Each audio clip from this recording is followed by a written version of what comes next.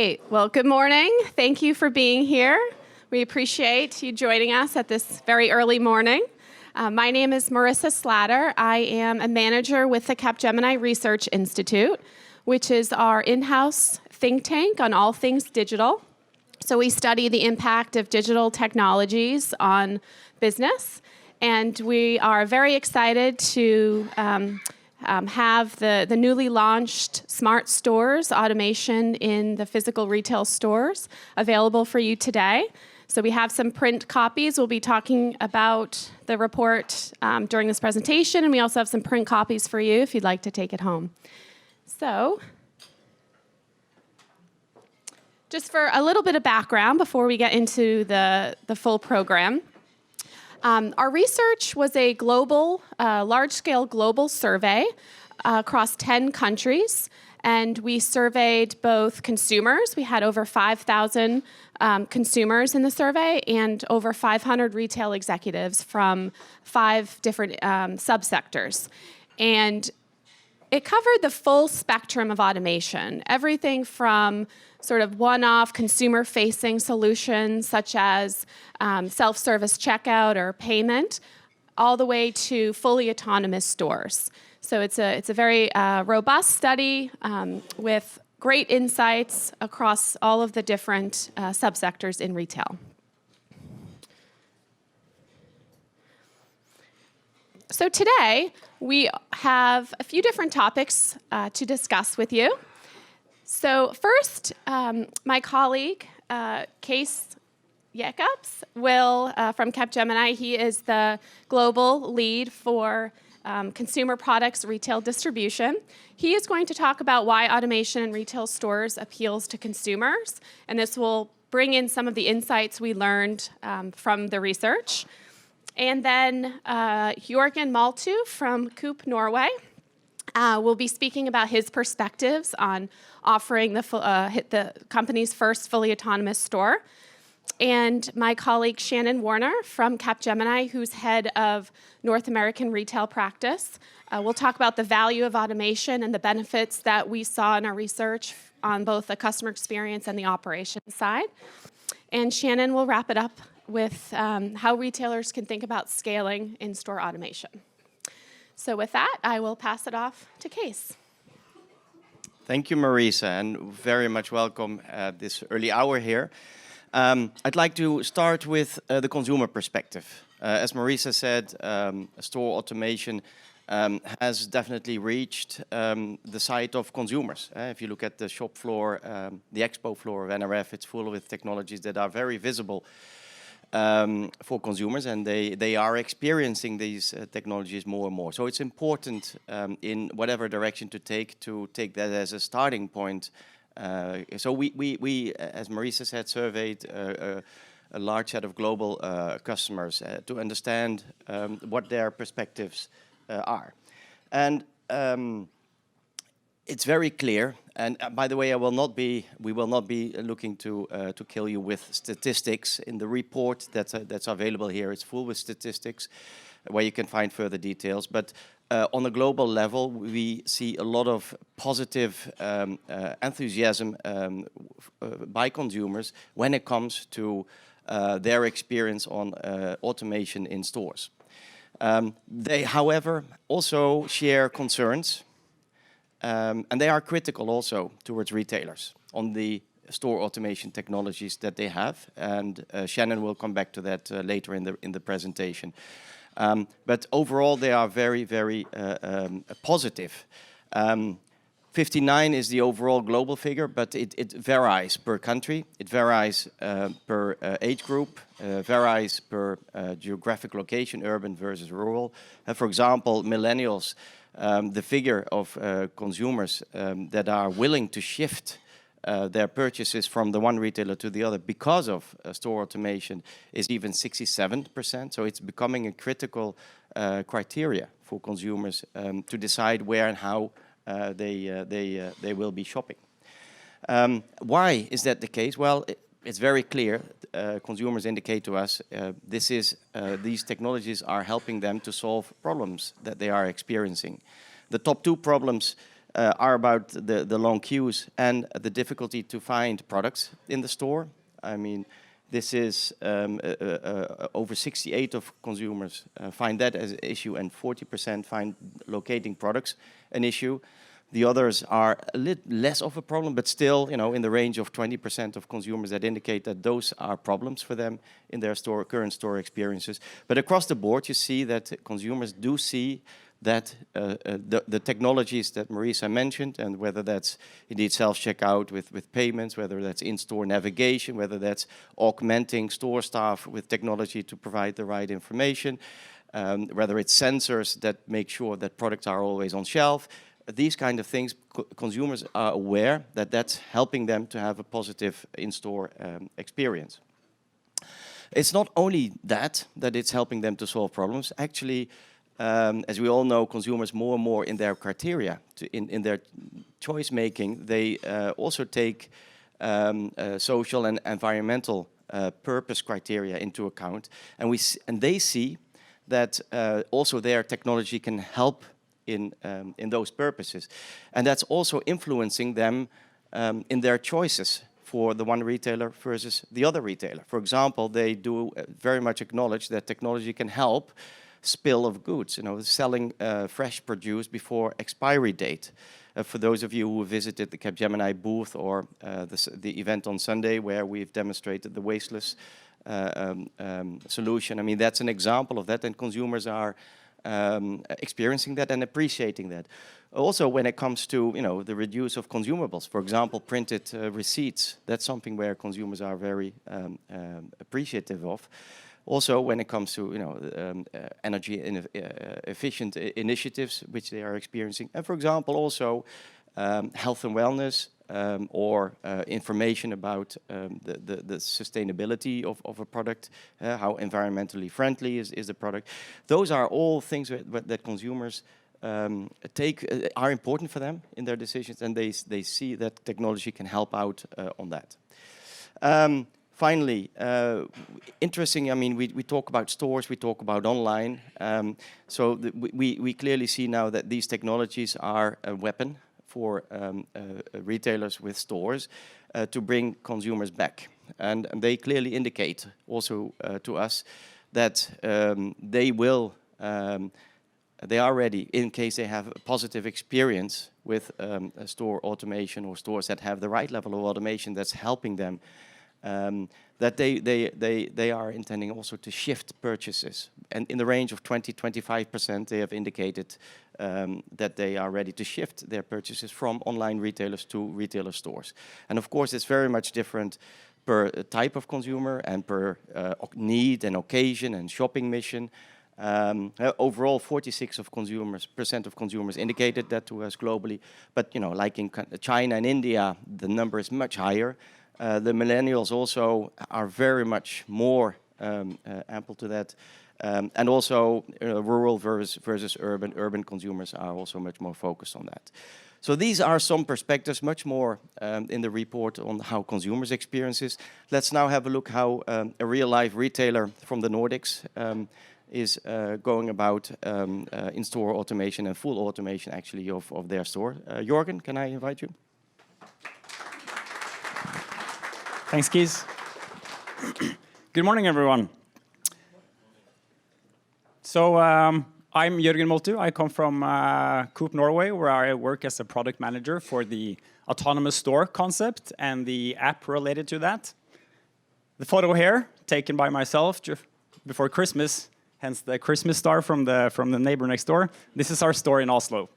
This is our autonomous store concept. And this morning, I'm going to talk about why we opened this store, how it works, our experience from the first 6 months, and then finish up by talking a bit about what we think about the future of this concept. But I want to ask first, how many attended Capgemini's Sunday event? Okay, wow, so a lot of you. So I'll try to make it interesting for you as well. You might recognize at least one slide, I guess. So yeah. Just so you all, if you don't know Coop that well, 3 short bullets here. We are Norway's second largest grocery chain. We have about 1,250 stores. and a market share of about 29.5%. We are number one in the do-it-yourself building supply segment, and we are organized kind of specially. We are owned by our members. We have about 1.8 million members in Norway, with a population of about 5.4 million inhabitants. And all our members are also co-owners. That's special to us. So, to our store. Why did we launch our autonomous store? Well, there are several reasons to that. I try to highlight the four most important ones here. The first one is that it has had a very positive effect on our brand. We haven't actually done any marketing ourselves. People have just done it for us. We have received both national and international press coverage for this, and we were actually awarded a prize for the digital leader of Norway last year, given to us by a big IT firm. And the autonomous store was weighing in kind of heavily on that, giving us that prize. So we believe that is really cool, and we experienced that our customers also think this is says something about Coop, and that we're willing to go into the future leaning forward. The second one here is that by launching an autonomous store, it's open throughout the night. So we also increase our opening hours, and by that giving better customer offering, by allowing our customers to shop whenever they want to shop. Thirdly, we also use this store as a test store for innovation. Both by launching the product, we have to work faster and do things we were not familiar with. We learned a lot about that during this process, and also going forward, we will use this store and this concept to be innovative and to really push on technology in here. So that's also an aspect. And lastly, here, this is for the long term, and especially for stores in the rural Norway. I'll come back to this later, but we see that stores that struggle with profitability, this might contribute to more efficient operations by having longer periods during the day without employees, because labor cost is really expensive in Norway. But I'll come back to this later. Okay, so some quick facts about how the store works. We like to say that it's ordinary at night, a day, special at night. Meaning that during the day, from 7 in the morning to 11 p.m., the store is staffed. It's completely like it's a regular grocery store, except that we only have self-checkout. That's the only thing that is special. But when the clock hits 11 p.m., the employees go home and the store goes into night mode. So that's when it becomes special. And for special to be a good thing, it also has to be a secure solution. It has to be secure both for our customers and for Coop as a company. And that's why we require our customers to download the app and register in the app, use the secure customer identification, which Christian talked about on Sunday, so that we know who's actually entering the store. So that secures Coop. But we also want the customers to have a good experience in our store. Therefore, the store is covered with cameras, many cameras and smart cameras. And they will detect unnatural behavior in the store. So if I fall over with a heart attack, the cameras will detect it, and it will trigger an alarm to our security central that will send help.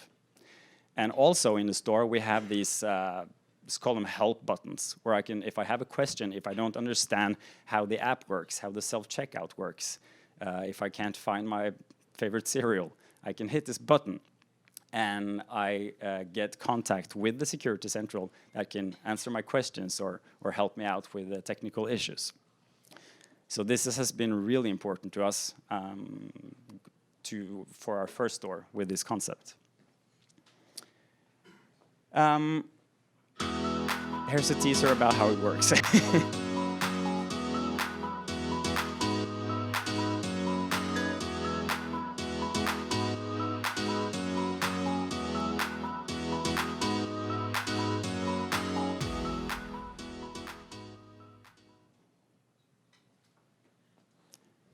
So that was a quick one, just overall how the customer experience is.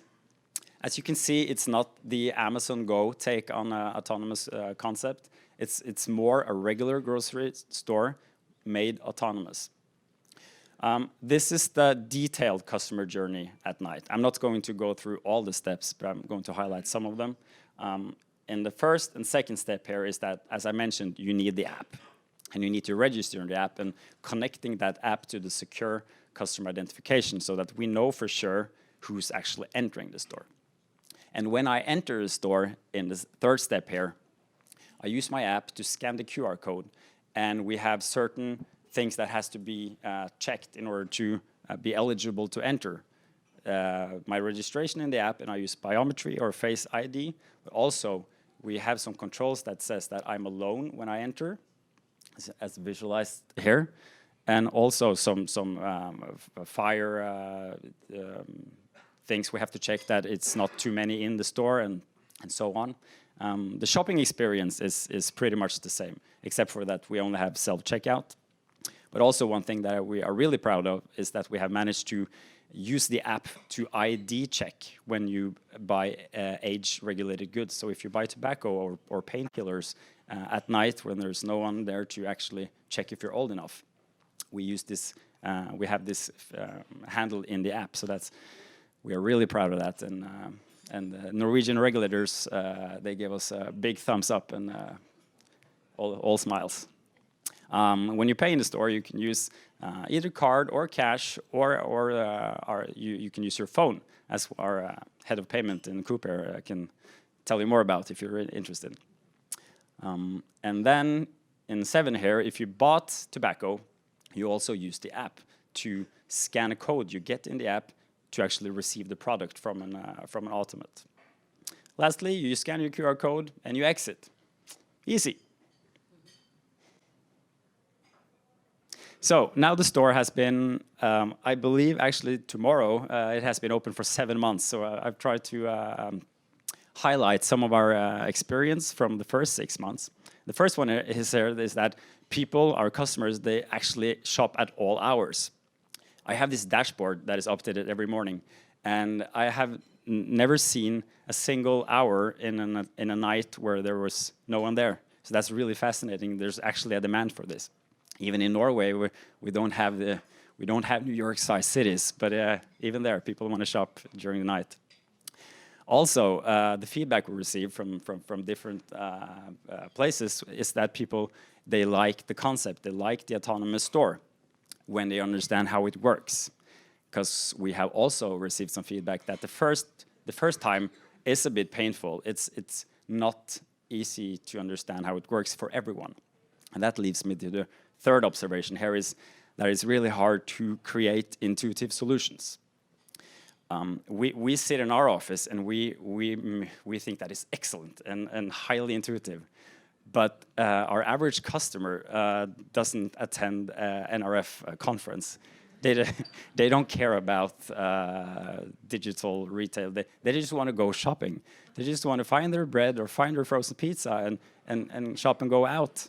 So even by adding an app into the picture here is it raises the bar. So we have to have that top of mind to all the time focus on making it easier and more intuitive, and actually care about the feedback we receive from our customers, because we might think that we know better sometimes, but we are not the customers, so we have to listen to them. It's really important. So that's going forward. This will be key for this concept to succeed. I have gathered some graphs here, just run quickly through them from the visits from the first 6 months. So it's small. I apologize, but this is the hours. So it starts from 11 p.m. going through the night and then enter the day. So as you can see, the first night hour is by far the most popular one. And then we have declining customer numbers throughout the night, and then it obviously increases during the day. And also we see that the weekends are more popular than the weekdays. And the revenue curves look exactly the same. And we have on average the night sales make out about 5% of the total sales from that day. We see that the majority of our customers are in the age interval of 20 to 29, and almost 70% are men. It has started to even more out. Women are starting to use the solution more. What's really fascinating, you can't actually see it from the graph here because the fraction is so small, but we have had 4 customers in the age interval 80 to 89 years old, 4 women. I think that's really, I mean, if my grandmother was still alive, she would never go shopping at night in an autonomous store. So that's, I really like to see those stats. That's cool. We should probably try to find her and have an interview with her. And lastly here, the top 10 sold items. Daytime to the left here, we have some. The top one here is beer, and we have some ground beef, some candy, bananas, avocados, some fruit and veg, different kind of items. And then we go to the night. We're not allowed to sell alcohol at night in Norway. That's probably why we don't see it there. So when you can't buy alcohol, you probably go to buy candy, candy by the bulk. So you have the shovel and you just fill your bag with it. So by far the most popular goods there. And number 2 and 3, Grandiosa, Norway's most popular frozen pizza. And then we have chewing tobacco and soda, candy, cigarettes, bananas, the only strictly healthy product that made it to top 10. So this is also fascinating to see what people want. It's more used as a convenience store during the night, as an alternative, for instance, 7-Eleven. So going forward, what do we think about this concept? Well, we had a time constraint when we conducted the project. So that means we have partnered up with third-party vendors, great partnerships. But we see that if we want to scale this concept, we need to be able to do more ourselves. We have to be able to do more, to have more self-service. So that's an important part going forward. We're not trying to get rid of the partners. They have to enable us to be more independent in this concept. And also we see that we have to improve the autonomous shopping experience. The way it is now, it works and it's good, but it can't compete to if we have our competitor next door and they have a regular staffed store, people will not bother downloading the app. We have to face that, so we have to try to improve it even more going forward. And lastly, we see that we have to standardize and streamline how you actually establish an autonomous store. The first one here was arms and legs, a project. Took a while. Now we know what it takes to do it. So my dream is that a store manager can contact us and say, I want to go autonomous, and we can say, this is how you do it, this is how much it costs, and it will be ready in a certain amount of weeks. So we have to like modularize it more than it currently is. And my last slide here, we envision 3 different concepts for the autonomous stores. The first one here, which I call the 24/7 urban stores, is the one that I've been talking about now. Located in our capital, the demand for night shopping. A lot of people in the neighborhood. The second one is the local stores. Norway is we have the second longest coastline in the world, but the small population, high store density, high labor costs. So we have to. So it's expensive to have stores. So in order to cope to create financially sound stores, this might be a great alternative for instead of closing down a store, or by using this, we can also increase the opening hours.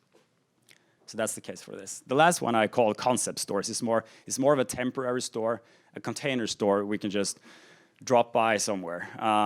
For instance, if we have a festival, we can place a container outside selling soda and ice cream. Maybe we can have it outside a conference. Maybe next year at the NRF, we'll ship in an autonomous store from Coop Norway. Have it outside the Jarvis Center. Who knows? Yeah. So either way, this is really exciting, exciting times. We in Coop, we look forward to taking this concept further, and I hope it was interesting to hear about our experience. Thank you. And now I'll leave it to Shannon. Thank you so much. It was just a terrific story. You guys embody so much of what we learned in this report. Thank you so much for sharing your experience. And thanks to all of you for coming on this very early morning. Clearly, automation in stores is an important topic for all of us. And as Marissa rightly said, this is not just the sort of end game of a fully automated store like Coop has done, but there are so many things that we can do throughout the customer experience and back office as well to create great customer experiences and take costs out of the equation. So what I'm going to talk about here for just a second is the value of automation that we learned from this report. And one of the things that absolutely captivated me about this report is this is the first report that I can remember in more than a decade of doing this kind of thing that has both top line and bottom line benefits that are very, very real and tangible. They're pragmatic, somewhat easy to achieve results. And they're things that address the entire, sort of all of the retail business lines, right? So every one of us in this room can play in this space and help to drive the value that can be achieved through automation. So this is a retailer point of view from the 500 interviews that Marissa talked about that we did with retail executives, talking about the real benefits that retailers are seeing from automation: increased customer visits, higher sales, and increased time spent in the store. And you might think, well, like, how is it doing that? And I think the simple answer is that it's creating more opportunities and it's creating better customer experiences. Case talked about the friction points in the retail experience that are being removed from through automated experiences, and removing that friction makes it easier for consumers to go into the store and do what they want to do. And we all know one of the biggest drivers for consumers today is convenience and ease of shopping, and automation is a great way to get there. The other side of the equation is the bottom line. So the cost savings, right? Anytime that we can automate something, it probably means that we don't have to pay payroll for somebody to do it. It's a one-time capital investment instead of a recurring investment. Very real savings to fulfill click and collect orders, right? If you think about being able to automate that order, automate how you're managing your inventory, just take some of the really manual work out of click and collect or buy online, pick up in store, or curbside, whatever you call it in your environment. Avoiding shrinkage, right? This is about the food waste. This is about theft. Think about cameras in your stores. Electronic shelf labels. There are so many ways that we can eliminate shrinkage or at least reduce shrinkage. Avoiding stockouts. People can't buy what's not on shelves, right? So if we can avoid that, that also elevates the customer experience. And then cost to operate stores. This is one of the areas that I think sometimes, I suppose depending upon what part of the store operation we're part of, we forget about. But if we can reduce energy consumption in the stores, smart refrigeration, HVAC, electricity usage, there are very real savings that come from that. So again, top line benefits, bottom line benefits, and there's a role for all of us to play. Hopefully, we've whetted your appetite with a whole variety of things that can be done and should be done to elevate the customer experience and to take some costs out. But the statistic in this survey that I was sort of aghast about is the number of retailers who are really embracing automation in their stores. It was something like 40% of retailers said that it's a strategic imperative at all. Only less than a quarter have really started to move down the path of automation, and about a third said that that's on their roadmap for the next 3 years. Right? When we talk about the vast array of things that can be done, that customers are embracing it, that there's serious opportunity for cost takeout. We just really believe that this is a huge opportunity for retailers to get inspired and to organize around it and to take some action.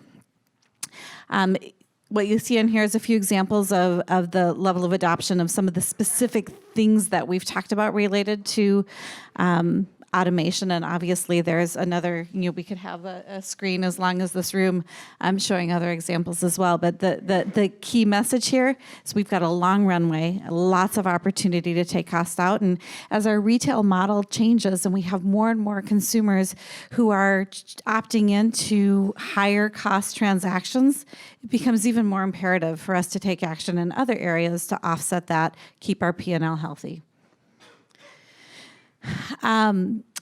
As we start to embark on more automation, we wanted to understand how consumers felt about that, and do they have concerns about it? Are there any things that we need to really pay mind to? And Jörgen, I loved a lot of what you said about how you are thinking about the customer and the feedback that you've gotten from customers. One of them is that customers feel like automation's kind of scary. Like, is the technology going to work, or is it not going to work? And is there going to be somebody there to help me if it doesn't work? And so that is by far the most important thing, is that as you introduce automation, you absolutely need to make sure that there are people, live human beings there who can not only give the personal touch, but can help if things get stuck. Consumers feel like unpaid sales associates. This is one I'm honestly a little less concerned about, because what we saw, gosh, maybe it's as much as 15 years ago when we started introducing self-checkout and started surveying customers about it. They're like, oh, we hate it. As recently as last year, consumers are like, oh, I actually really like self-checkout because it provides me with convenience.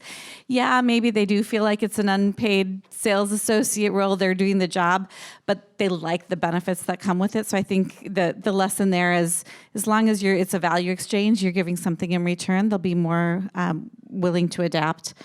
And then these last two are, I think, important to call out, right?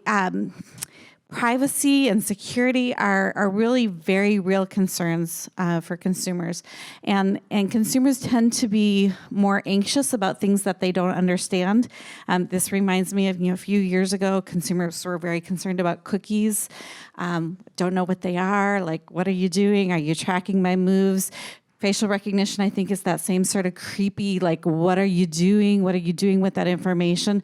So I think we have to be really conscientious about educating our consumers, as well as reassuring them what we are and aren't doing, and letting them opt in or opt out of those experiences.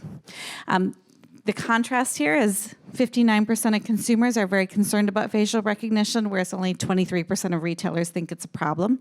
So as you think about automation in your stores, I would just encourage you to do customer research, right? Talk to your consumers about what works and doesn't work for them, and let them experience things and tell you, instead of what they imagine, tell you what they actually think upon experiencing it, because oftentimes their perspectives will change.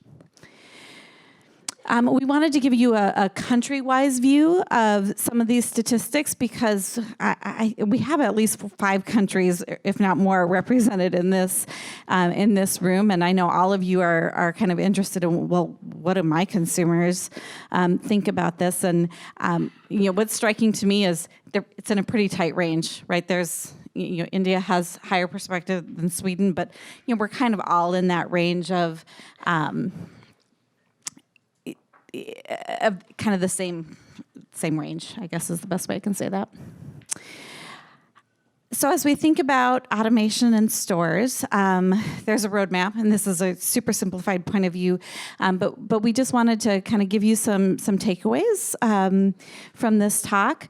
The first thing is, we have to get this prioritized as a strategic imperative, right? If this is not a top-down, C-level agenda, it's not going to happen, right? It's not going to be funded, and our teams are going to be working on the other things that we have set our priorities, and this needs to be there. We need to think about it from a consumer's point of view. Kind of touched on that in the last slide. We need to do a test and learn experimentation approach. We need to use data to measure what are people doing. Loved some of the data that you shared, and I'm sure you have reams more of it. Behind that, I know Meyer does the same thing, but we have to measure everything that we do, especially in this automation space. We need a whole new operating model. If there isn't somebody who owns this and a team to deliver it in a way to measure and govern it, it's not going to happen. And then finally, our team members are going to be our greatest evangelists and advocates in this space, and so we need to bring them along the journey and let them be reskilled, let them feel like they're part of the journey, and help us to be successful along the way. So with that, I'm going to invite Marissa to talk a little bit about the report, and I just want to thank you all for spending the time with us this morning. We might have a couple of minutes for Q&A. If Sure. Yeah. Great.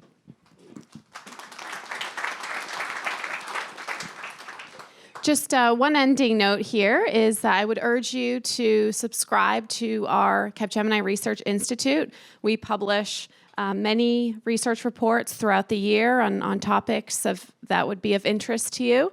So here we have our web link, as well as you can scan a QR code, and it's also in the report in the printed copy.